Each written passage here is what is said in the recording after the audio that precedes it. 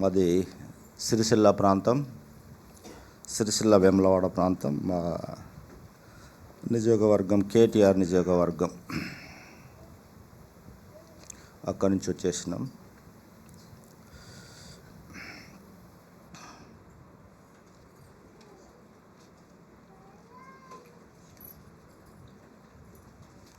కొన్ని మాటలు మనము చూస్తాం.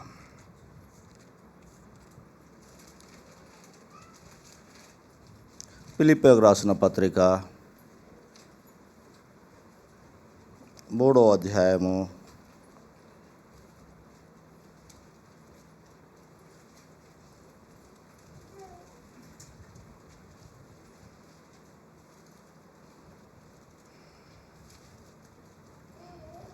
18వ వచనం.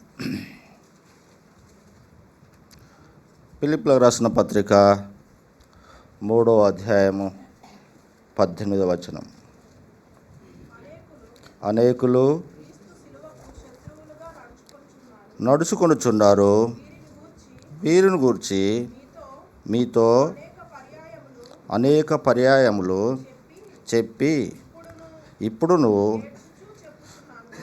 ఏడ్చుతూ చెప్పుచున్నాను. 19వ వచనం.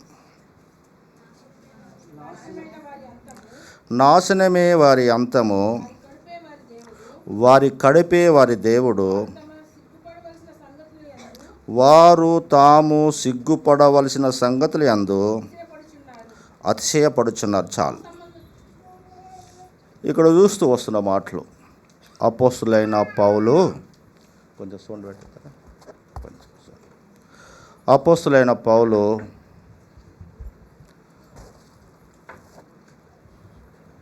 మాట్లాడుతూ వస్తున్న మాటలు ఏమంటున్నాడంటే, అనేకులు క్రీస్తు శిలువకు శత్రువులుగా నడుచుకొనుచున్నారు, వీరిని గూర్చి మీతో అనేక పర్యాయములు చెప్పి ఇప్పుడును ఏడ్చుచూ చెప్పుచున్నాను. అపోస్తులైన పౌలు ఏడుస్తున్నాడు. అతనికి కన్నీళ్ళు వస్తుంటున్నాయి. అతను ఏడుస్తున్నట్టుగా పరిశుద్ధ గ్రంథం సెలవిస్తూ వస్తుంటుంది. ఎందుకు ఏడుస్తున్నాడు? ఒక మానవుడు ఏడవాలంటే చాలా పరిస్థితులు ఎదుర్కొంటూనే వచ్చేస్తాయి. కుటుంబ సమస్యల్లో ఏడుస్తూ వస్తుంటారు, కష్టాలలో ఏడుస్తూ వస్తుంటారు, అప్పులలో ఏడుస్తూ వస్తుంటారు, రోగములలో ఏడుస్తూ వస్తుంటారు, మరణములో ఏడుస్తూ వస్తుంటారు, వ్యక్తిగత సమస్యలలో ఏడుస్తూ వస్తుంటారు. కానీ అపోస్తులైన పౌలు ఏడ్చే విధానము వేరేగా కనబడుతూ వస్తుంది. తన అవసరాల కొరకు ఏడవట్లేదు, తన అక్కర్ల కొరకు ఏడవట్లేదు, భూలోకంలో ఏదైనా సంపాదించుకోవడానికి ఏడవట్లేదు. తను ఏడ్చే విధానము ఎందుకొరకు ఏడుస్తూ వస్తున్నాడంటే, నాశనమే వారి అంతము, వారి కడిపే వారి దేవుడు, వారు తాము సిగ్గుపడవలసిన సంగతులందు అతిశయపడుచున్నారట. తాము సిగ్గుపడవలసిన సంగతులను అతిశయిస్తున్నారట. అంటే ఇది గొప్ప విషయమని సంతోషిస్తున్నారట. ఏదైతే సంతోషిస్తున్నారో, ఏదైతే ఆనందం అనుకుంటున్నారో, ఏదైతే గొప్పగా సాధించడం అది సిగ్గుపడవలసిన సంగతి అని అపోస్తులైన పౌలు చెప్పేస్తూ వస్తుంటున్నాడు. సిగ్గుపడాలి మనము అంటే ఏమంటున్నాడంటే, మనము సిగ్గుపడవలసిన సంగతులలో ఉంటూ వస్తుంటున్నాం. ఏంటి సిగ్గుపడవలసిన సంగతులు? మనము ఈ లోకంలో ఏది సంపాదించినా, దేని కొరకు ప్రయాసపడుతున్నావో, దేని కొరకు వెంబడిస్తున్నావో అది నిన్ను సిగ్గుకు, అవమానానికి తీసుకెళ్తుంది. అది నిన్ను నిత్యరాజ్యంలోకి తీసుకెళ్ళదు. అది నిన్ను అవమానపరిచేదిగా కనబడుతూ వస్తుంటున్నది. ఎందుకొరకంటే అదే సత్యం అని అనుకుంటున్నాం మనం, అదే నిత్యత్వం అనుకుంటూ వస్తుంటున్నాం. అయితే అపోస్తులైన పౌలు అది గమనిస్తూ వచ్చేసినాడు. ఏదైతే నేను సాధించిన అనుకుంటున్నావో అది నువ్వు సిగ్గుపడవలసిన సంగతి అని అపోస్తులైన పౌలు ఏడుస్తూ వస్తుంటున్నాడు. అందుకొరకే ఒకసారి చూసినట్టుంటే సర్వలోకము సంపాదించుకొని వాని ప్రాణం పోగొట్టుకుంటే చూసినావా, సర్వలోకాన్ని సంపాదించుకున్నాడట. ఈ లోకంలో మంచి మంచి విల్లాసు కొంటే గొప్పవాడు అనుకుంటాం. చాలా చాలా చాలా సిటీలలో గొప్ప గొప్పవి మనకు ఉంటూ వస్తుంటే మనం గలలు ఎగరేస్తూ వస్తుంటాం. కానీ అపొస్తలుడైన పౌలు పనికి మాలిన పని అని దానికి పేరు పెడుతూ వస్తుంటున్నాడు. ఏం పేరు దాని పేరు? పనికి మాలిన. ఏమంటున్నాడు? ఈ రాత్రి నీ ప్రాణము అడుగుచు. ఏమంటున్నాడు? ఈ రాత్రి వెర్రివాడా ఏమంటున్నాడు? నా ప్రాణమా తినుము త్రాగుము సుఖించుము. ఎంత సంపాదించుకున్నాడు దాన్ని? కొట్లు విప్పి అనేకిటిని సమకూర్చుకుంటూ వస్తుంటున్నాడు. అంత సంపాదించుకున్న వ్యక్తిని మనము చాలా జ్ఞానవంతుడు అంటాం. అంత సంపాదించుకున్న వ్యక్తిని బుద్ధిమంతుడు అని అంటాం. అంత సంపాదించుకున్న వ్యక్తిని చాలా విలువైన వ్యక్తిగా మనం గుర్తిస్తూ వస్తుంటాం. తనకు విలువ ఇస్తుంటాం, తనకు మర్యాదిస్తుంటాం, తనని హెచ్చిస్తూ వస్తుంటాం, తనకు భయపడుతూ వస్తుంటున్నాం. కానీ దేవుడు అతనికి ఒక పేరు పెట్టినాడు, వెర్రివాడా అని అంటున్నాడు. వెర్రి పనులు అంట దేవుని దృష్టిలో అవి వెర్రి పనులు. ఆ పనులలో ఒక్కడి కూడా దేవునికి నిత్యరాజ్యంలోకి తీసుకెళ్లే పని కాదు. అది సిగ్గుపడవలసిన సంగతులు. దానివల్ల ఏమి ప్రయోజనం లేదు. మనిషి రెండు రకాలుగా జీవిస్తూ వస్తుంటాడు. ఒక ఏంటిది, పని మీద జీవిస్తూ వస్తుంటాడు. తన జీవితం తాను జీవిస్తూ వస్తుంటారు. తాను జీవించే జీవితము ఈ జీవితం, పని జీవితము. అది ఇష్టం లేకున్నా అందులో జీవిస్తూ వస్తుంది. దానికి ఒక యజమాని ఉంటాడు. అది నీకు ఇష్టం ఉండదు, అక్కడ ఉండవలసిందే. అక్కడ నువ్వు ఎంత పెద్ద వ్యక్తివైనా సరే వాళ్ళ కింద నువ్వు లోబడవలసిందే. కానీ అది ఇష్టమైన జీవితము కాదు. అది ఎంత నిన్ను ఇబ్బంది పెడుతూ వస్తుంటారు. నీకంటూ ఒక రోజు కావాలంటే ఒకరిని అడగవలసి వస్తుంది. నీ ఇంట్లో ఒక పెళ్ళిళ్ళైనా, నీ ఇంట్లో ఒక ఫంక్షన్ ఉన్నా, నీ కుటుంబంలో ఒక వ్యక్తికి ఏదన్నా కానీ ఒకరిని మనం వాళ్ళతో గడపాలనుకున్నప్పుడు నీవు నీ చేతిలో లేవు. నీవు నీ చేతిలో లేవు. నువ్వు ఎవరు చేతిలో ఉన్నావు? వారిని అడగాలి. నువ్వు కోటీశ్వరునిగా, నువ్వు గొప్ప వ్యక్తివిగా, నీకు ఒక పై అధికారి ఉన్నాడు. అతడు ఒక్క రోజు కావాలంటే అతడు మాటిస్తే ఒక్కరోజు నీకు వచ్చేస్తుంది. ఎంత భయంకరమైన విషయం చూడండి. మరి ఇదంతా దేని కొరకు చేస్తూ వస్తుంటున్నావు? దానివల్ల దేవుని నీకేమైనా ఉపయోగం ఉందా నిత్యరాజ్యంలోకి? దానివల్ల ఏమి కూడా ప్రయోజనము లేదు. ఎంత కష్టపడ్డగానే అది నీకు ఒక్కరోజు కూడా ఉపయోగపడదు. అందుకొరకే తాము సిగ్గుపడవలసిన సంగతులందు అతిశయపడుతున్నాం మనం. అపొస్తలుడైన పౌలు అంటున్నాడు. అందుకొరకు ఏమంటున్నాడు అంటే చూడండి, 11వ వచనము, సహోదరులారా మీరు నన్ను పోలి నడుచుకొనుడి. మేము మీకు మాదిరి ఉన్న ప్రకారము. చాలు, ఇక్కడ చూస్తూ వస్తున్నాం. సహోదరులారా మీరు నన్ను పోలి నడుచుకునుడి అని మాట్లాడుతూ వస్తుంటున్నాడు. ప్రపంచంలో ఈ మాట మాట్లాడే అర్హత ఎవరికి లేదు. ఒక అపొస్తలుడైన పౌలు తన జీవితంలో మాట్లాడుతూ వస్తుంటున్నాడు. అపొస్తలుడైన పౌలు తన జీవితంలో ఈ మాట మాట్లాడుతూ వస్తుంటున్నాడు.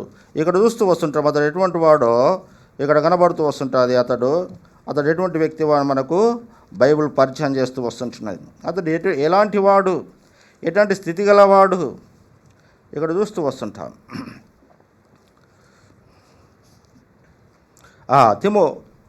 తిమోతికు రాసిన మొదటి పత్రిక 1వ అధ్యాయం 12వ వచనం. పూర్వము దూషకుడను హింసకుడను హానికరుడైన నన్ను తన పరిచర్యకు నియమించి నమ్మకమైన వానిగా ఎంచినందుకు నన్ను బలపరిచిన యేసుకు కృతజ్ఞుడై ఉన్నాను. తెలియక గనుక కనికరింపబడ్డాడట. తను సాక్ష్యం చెప్పుకుంటున్నాడు. తను పరిచయం చేసుకుంటున్నాడు.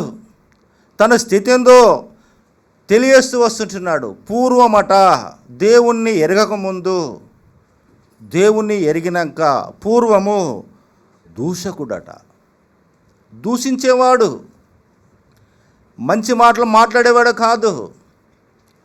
క్రైస్తవులను లేకపోతే దేవుని పిల్లలను దూషించేవాడుగా ఉంటూ వస్తుంటున్నాడు.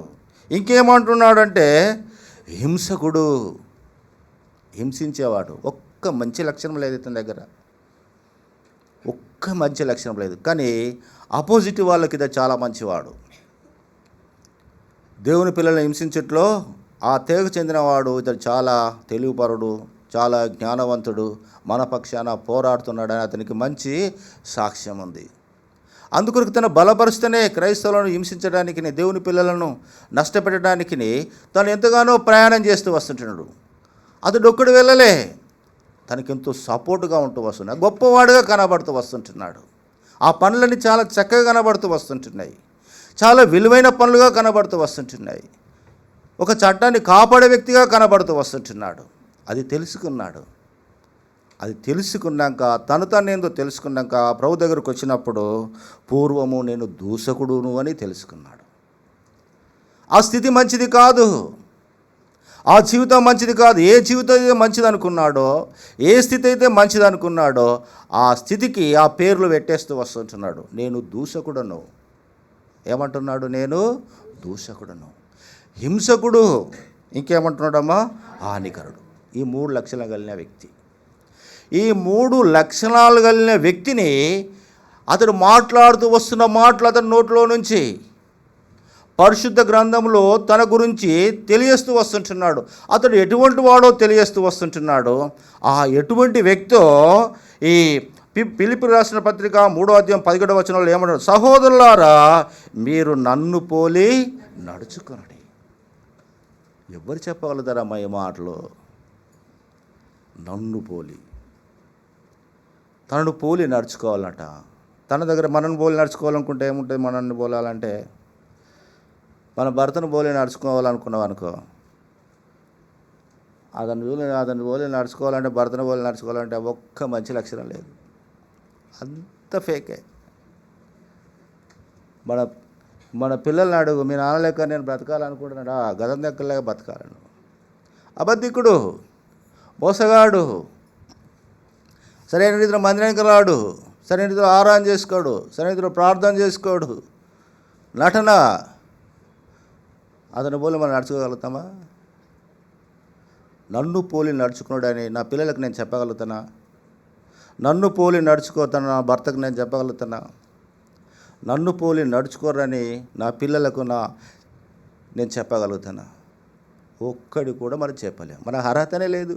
నన్ను పోలి నిన్ను పోలి నడుచుకునేది. నిన్ను పోలి నడుచుకుంటే నాకు ఉప్పే ఉంటుంది, నన్ను పోలి నడుచుకుంటే ఉప్పు పుట్టదు. ఎందుకొరకు? ఒక్క లక్షణం కూడా మంచిది లేదు. అతడు పూర్వమే అట్లున్నాడు, కానీ ఇప్పుడు ఆ మాటలు మాట్లాడుతున్నాడు. ఇప్పుడు దేవుల్లో ఉండి కూడా ఈ మాటలు మనం మాట్లాడలేము. నిజంగా గుండె మీద చేసుకొని, బిడ్డ, ఒక యవనస్తురాలా, నా లెక్క నువ్వు నడుచుకో. ఓ యవనస్తుడా, నేను నీకు తండ్రిగా చెప్తూ వస్తుంటున్నా, నా లెక్క నువ్వు నన్ను పోలి నడుచుకో. నువ్వు ఆడికి పోతావు, తండ్రి ఆడికి పోతాడు. ఎక్కడికి? అగ్ని ఆరదు, పురుగు చావు. ఎవరు చెప్పగలుగుతారు ఈ మాట? నన్ను పోలి. ఎంత ధైర్యం కావాలి? ఒకరోజు చెప్తావు, 2 రోజులు చెప్తావు, ఒక 4 రోజులు మంచిగా కూడా చెప్పగలుగుతావు. 5వ రోజు నాడు చెప్పగలుగుతామా? ఎందుకు చెప్పలేము? మనం చెప్పలేము, చెప్పడానికి నోరు రాదు. ఎందుకొరకంటే మనకు అంత సత్తా లేదు. అందుకొరకు అపొస్తలుడైన పౌలు అంటాడు, నన్ను పోలి నడుచుకొనుడి. తనను పోలి నడుచుకోవాలన్నట. తనను నడుచుకోవాలనుకుంటే, తనను చూడి నడుచుకోవాలంటే భూ సంబంధమైన విడిచిపెట్టాలి. మందిరం కావాలన్నా, బంధుత్వం కావాలని అడుగుతూ వస్తుంటాడు. ఆదివారం నాడు దేవుని మందిరానికి వెళ్ళాలి, అదే రోజు నాడు నీకు బంధువులు వస్తుంటారు. బంధువుల కొరకు మందిరాన్ని ఎగ్గొట్టేస్తాం. మందిరానికి వెళ్ళాలి, అక్కడ ఒక పెళ్లి జరుగుతూ వస్తుంటుంది, సగం ఆరాధన చేసి నేను వచ్చేస్తానని వెళ్ళిపోతూ వస్తుంటాం. వీళ్ళని చూసుకున్నాం మనం నేర్చుకునేది. ఉదయకాలం లేచి ప్రార్థన చేసుకోవాలి, మనం ఏదో 2 నిమిషాలు చేసుకొని వెళ్ళిపోతూ వస్తున్నాం. వీళ్ళని చూసాం మనం నేర్చుకునేది. నేర్చుకోవడానికి ఛాన్సే లేదు. అందుకొరకే నన్ను పోలే నడుచుకునడి, తనను పోలే నడుచుకోవాలట. అందుకొరకే అపోస్తల కార్యం రాసిన లూకా గారు ఏమంటున్నాడు లూకా గారు చూడండి. అపోస్తల కార్యములు 19వ అధ్యాయము 1వ వచనం.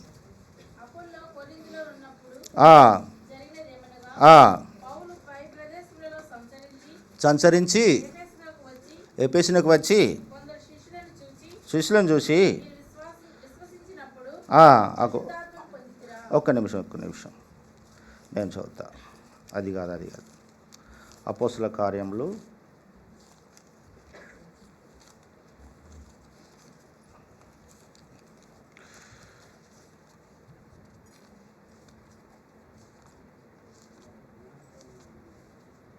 అపోస్తల కార్యములు 19వ అధ్యాయము 11వ వచనం. మరియు దేవుడు పౌలు చేత విశేషమైన అద్భుతములు చేయించిన. చాలు. మరియు దేవుడు పౌలు చేత, పౌలుకును దేవునికున్న సంబంధం చూస్తూ వస్తుంటున్నాం. పౌలు చేత దేవుడు, మరియు దేవుడు పౌలు చేత ఏమంటున్నాడు? విశేషమైన అద్భుతములను ఏమేమి చేయించినాడు? విశేషమైన అద్భుతములను చదవండి. అతని శరీరముకు తగిలిన చేతి గుడ్డలైనను నడికట్లైనను రోగుల యొద్దకు తెచ్చినప్పుడు రోగములు వారిని విడిచెను, దయ్యములు కూడా వదిలిపోయాను. ఏంటి? అతను ప్రార్థన చేసినాడా? ప్రభువా, ఈ వ్యక్తిని బాగు చేయి, ఈ వ్యక్తిని దయ్యం వెళ్ళగొట్టు, ఇతను బాగు చేయి, ఇతను స్వస్థపరచమని ఒక్క ప్రార్థన కూడా చేయలే. ఎందుకొరకు చేయలేదు? అతనికి క్రీస్తు నాలో జీవిస్తుంది. నేను కాదు జీవించేది, క్రీస్తే నాలో జీవిస్తున్నాడు. అంత ప్రభావం ఉన్న వ్యక్తి.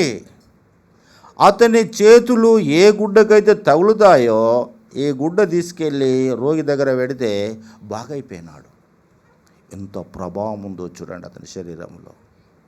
అతని వస్త్రాలకు ఎంత ప్రభావం ఉందో చూడండి. అందుకొరకే నన్ను పోలి నడుచుకొనుడి అని అంటున్నాడు. మన బట్టలకి ఏం ప్రభావం ఉంది? మన బట్టలను ఒకవేళ చూసినట్టుంటే మన బట్టలు ప్రభావం గల బట్టలేనా, విలువైన బట్టలేనా? ఆ బట్టలలో వేసుకొని మనం ప్రార్థన చేస్తూ వస్తుంటున్నామా? ప్రార్థన పూర్వకమైన బట్టలేనా అవి? లేకపోతే ఇంకో దేనికి ఉపయోగించే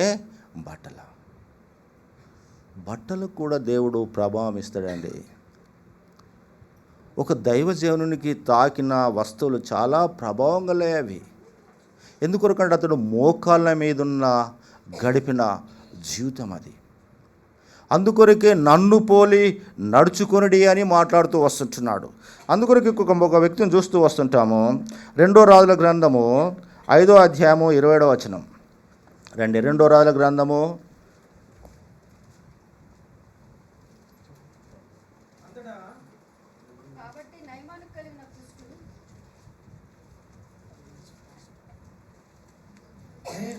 నయమానుకు కుష్టు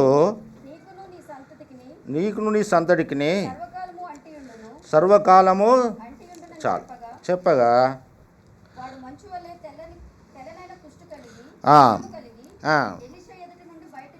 చాలు. ఇక్కడ చూస్తూ వస్తుంటున్నాం ఒక వ్యక్తిని.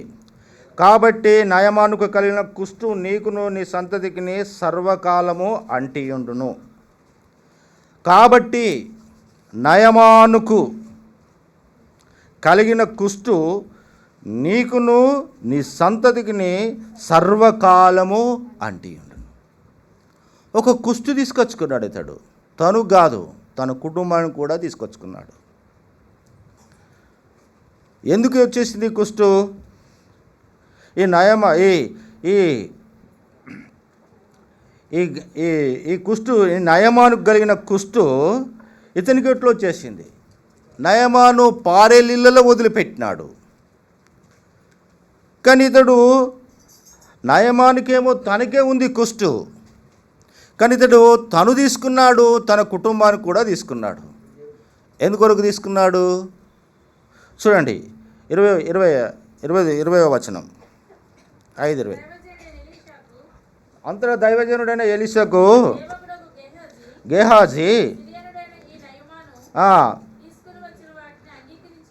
అంగీకరించుటకు లేకపోయాను కానీ యెహోవా జీవముతోడు పోయి కలుసుకొని అనుకొని పోవుచుండగా నయమాను చూసి దిగి వారిని ఎదుర్కొని క్షేమమానడను. అతడు చెప్పి నా యజమానుడు పంపి ప్రవక్తల శిష్యులలో 2 యవ్వనులు మా గనుక వారి కొరకు 2 మనుగుల వెండియు బట్టలను చెలివిస్తున్నాడనెను. అందుకు నయమాను, నీకు అనుకూలమైతే బతిమాలి 2 సంచులలో కట్టి బట్టలిచ్చి వేయగా పోయిరి. చూడండి, మెట్ల దగ్గరికి వారు రాగానే వారి యొద్ద నుండి తీసుకొని దాచి వెళ్ళిపోయిరి. అతడు లోపలికి పోయి నిలువగా, చూడండి, ఎలీషా వారిని చూసి ఏమంటున్నాడు? ఎలీషా, మర్యాద ఏమున్నది ఇక్కడ? వాడు అని ఉచ్చరిస్తున్నాడు. ఏమంటున్నాడమ్మా? వానిని అంటే మర్యాద ఉంది అక్కడ ఏమన్నా? వానిని చూసి గేహాజీ, నీవెచ్చడి నుంచి వచ్చితవని అడిగినందుకు వాడు పరిశుద్ధాత్మ దేవుడు ఏమని రాస్తున్నాడు? మర్యాద లేదు అక్కడ. దొంగ అయిపోయినాడు, అబద్ధికుడైపోయినాడు, మోసగాడైపోయినాడు. ఒక గురువు దగ్గర నేర్చుకోవలసిన విషయాలు నేర్చుకోక, ఏదైతే ప్రవక్త అద్దనుకున్నాడో, ఏదైతే దేవునికి అవమానకరమైనది తీసుకోవద్దనుకున్నాడో వాటినన్నీ దేవునికే ప్రథమ స్థానం ఇచ్చి భూ సంబంధమైన వస్తువులను లెక్క చేయక దూరం కొట్టినందుకు దేవుని పక్కకు పెట్టి, దైవజనుడు పక్కకు పెట్టి, భూ సంబంధమైన వస్తువుల కొరకు ప్రయాణం చేస్తూ వస్తుంటున్న ఈ గేహాజును చూసి వాడు, నేను హెచ్చరికని పోలేదనను. ఎలీషా వానితో, ఆ మనుషుడు రథము దిగి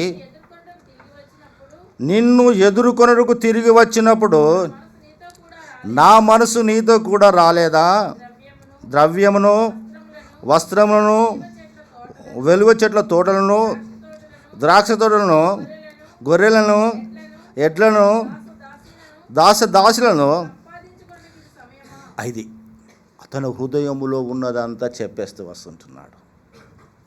గేహాజీ హృదయములో ఏముంది?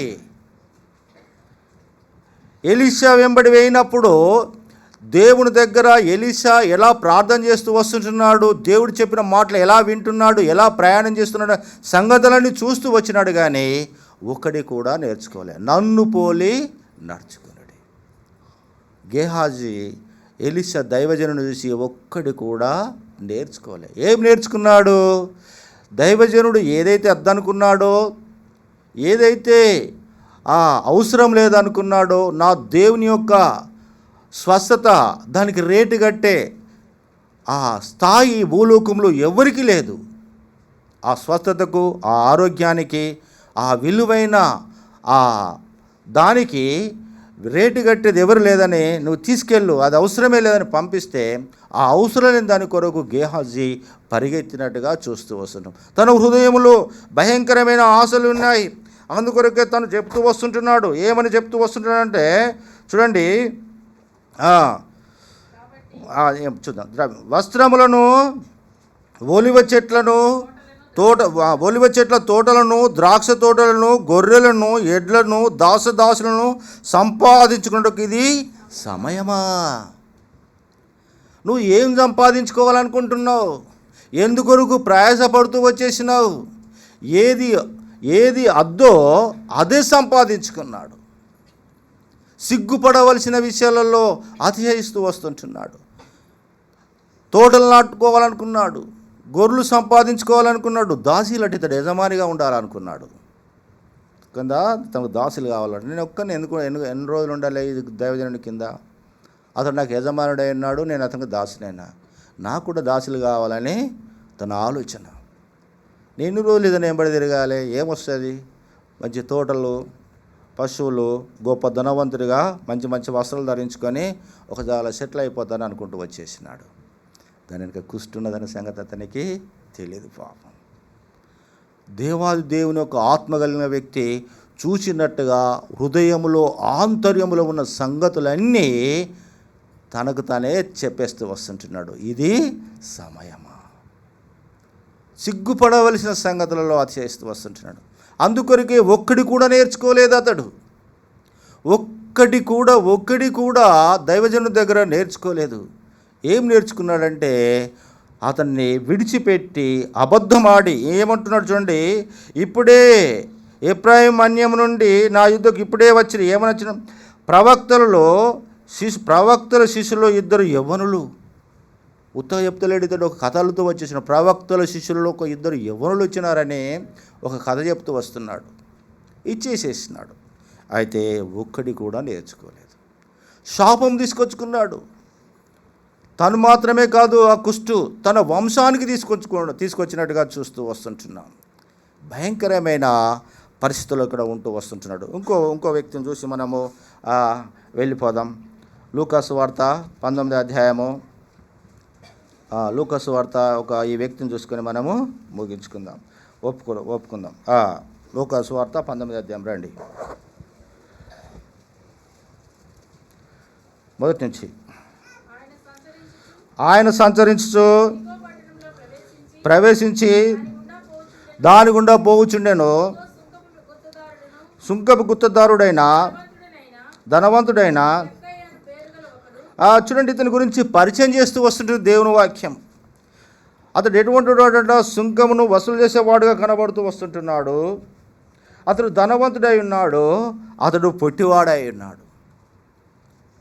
అతడు ధనవంతుడు, పొట్టివాడు, సుంకమును వసూలు చేసేవాడు. చదవండి 3వ వచనం. యేసు ఎవరో అని చూడగోరని కానీ పొట్టివాడైనందున జనులు గుంపు కూడి ఉండడం వలన చూడలేకపోయాను. చాలండి, ఇతడు పొట్టివాడు. మనం చాలాసార్లు దైవజనులు చెప్తూ వచ్చేసినారు ఈ వ్యక్తి గురించి. చాలాసార్లు 100 సార్లు వింటూ వచ్చేసినాము. కానీ ఈ రాత్రికాల సమయంలో మరొకసారి జక్కయ్యను మనకు ముందు పెడుతూ వస్తుంటున్నాడు. ప్రభువైన యేసుక్రీస్తు తను ప్రయాణం చేస్తూ వస్తుంటున్నాడు. తను వెనుక ముందు అటు సైడ్ ఇటు సైడ్ చాలా జనులు గుంపులుగా కూడిపోతూ వస్తుంటున్నాడు. అతని ప్రభువైన యేసుక్రీస్తు ఎత్తుకు తగ్గట్టు అతనికి పై ఇంకా అతని కిందికి నానా రకాలుగా హైట్ గల వ్యక్తులు ప్రయాణం చేస్తూ వస్తుంటున్నారు. కానీ జక్కయ్య పొట్టివాడైనందున తను వెంబడిస్తూ వస్తున్నాడు. ప్రభువైన యేసుక్రీస్తుని చూడాలనుకుంటున్నాడు. అతడు ఏదో ప్రయత్నం చేసి చూస్తూ వస్తుంటున్నాడు, వంగి చూస్తూ వస్తుంటున్నాడు. కాళ్ళే కనబడ్డాయి, అటు వెళ్ళి చూసినాడు. చేతులే కనబడ్డాయి, ఇటు వెళ్ళి చూసినాడు. చెంగు కనబడుతూ వచ్చేసింది. అతను తృప్తి కాలేదు, చాలా ప్రయాసపడుతూ వస్తుంది. ధనవంతుడు, మళ్ళీ ఇతడు చాలా ధనవంతుడు, కానీ యేసును చూడాలి. ఆ హృదయంలో పెట్టుకున్నాడు. ఇట్టి పరిస్థితుల్లో ప్రభువైన యేసుక్రీస్తుడు చూడాలి. అది ఏమి జరగలేదు. అయితే ముందుగా వెళ్ళి ఈ ప్రాంతానికి వచ్చేస్తాడని అతడు ఎక్కడికి వెళ్ళి ఆ మేడి చెట్టెక్కి కూర్చున్నట్టుగా చూస్తూ వస్తుంటున్నాం. ప్రభువైన యేసుక్రీస్తు ప్రయాణం చేస్తూ వెళ్తూ వచ్చేసినప్పుడు సడన్లీగా అక్కడ ఆగిపోతూ వచ్చేసినాడు. జనమంతా ఆగిపోతూ వచ్చేసినాయి. అప్పుడు ఏమంటున్నాడు చూడండి.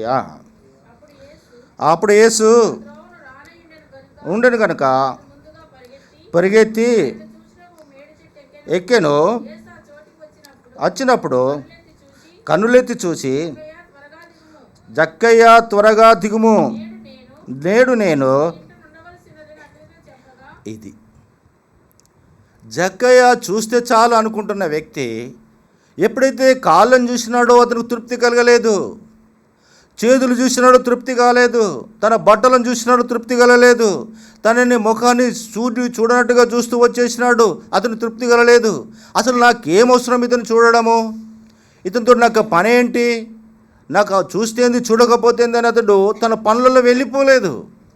కానీ ప్రభువైన యేసుక్రీస్తుని నేను చూడాలి అని ఒక పట్టుదలతో అతడు చెట్టు ఎక్కినప్పుడు ఎంత ప్రయాసపడి, పొట్టోడైనప్పుడు ఎంత ప్రయాసపడి ఎక్కినాడో మనకు తెలియదు, కానీ ఎలాగోనో అలాగా ఎక్కి పై కూర్చున్నాడు. కానీ ప్రభువైన యేసుక్రీస్తు తన హృదయంలో చూస్తూ వస్తుంటున్నాడు, గమనిస్తూ వస్తుంటున్నాడు. దేవుడు ఈ జక్కయ్య నన్ను చూడాలని ఎంత ఇష్టపడుతూ వస్తుంటున్నాడు, ఎంత ప్రయాసపడుతూ వస్తుంటున్నాడు, ఎంత దూరం ప్రయాణం చేస్తూ వస్తుంటున్నాడు, వంగి చూస్తున్నాడు, పక్కకు చూస్తూ వస్తుంటున్నాడు, ఎంత ఇబ్బంది పడుతూ వస్తున్నాడు నన్ను చూడాలని తన హృదయంలో అనుకొని, జక్కయ్య త్వరగా దిగు. ఏమంటున్నాడు? త్వరగా దిగుము, నేడు ఉండదలసినని. ఏం మాట అది? జక్కయ్యతో మాట్లాడుతూ వస్తుంటున్నాడు. జక్కయ్య త్వరగా దిగు, నేడు నీ ఇంట్లో ఉంటా, నీతో కలిసి నివాసం చేస్తా, నీతో కలిసి భోజనం చేస్తా, నీ ఇంట్లో బస చేస్తా అని అంటూ వస్తుంటున్నప్పుడు చదవండి.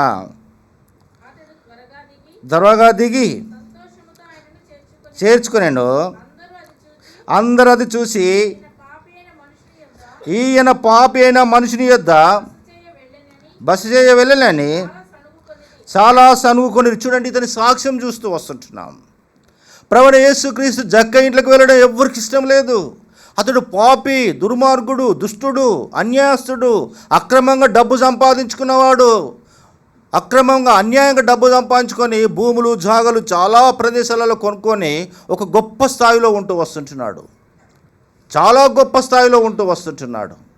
కానీ ప్రభువైన యేసుక్రీస్తు ఆ ఇంట్లోకి వెళ్ళినప్పుడు అందరూ అన్యాయస్తుని ఇంటికి వెళ్తారా, గానింటికి వెళ్తారా, గతనింటికి వెళ్తారా, గవనింటికి వెళ్తారా అని అందరూ అసహించుకుంటున్నారు. కానీ దేవుడు మాత్రం అవన్నీ పట్టించుకోలేదు. అప్పుడు చూడండి ఆ కింద మాటలు. జక్కయ్య నిలబడి, ఇదిగో ప్రభువా, నా ఆస్తిలో సగము బీదలకు,